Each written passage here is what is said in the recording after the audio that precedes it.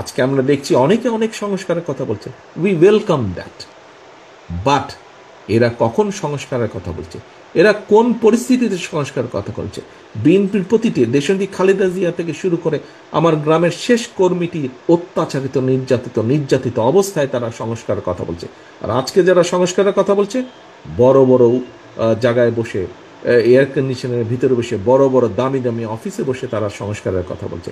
আজকে যারা সংস্কারের কথা বলছে, এরা সুবিধা প্রাপ্ত হয়ে, অর্থাৎ সরকার তাদেরকে গাড়ি দিচ্ছে, তাদেরকে বেতন বোনাস ভাতা দিয়ে দিচ্ছে, তারপরে তারা বসে বসে সংস্কারের কথা বলছে। বিএনপি এসব সুবিধার মধ্যে থেকে সংস্কারের কথা বলেনি।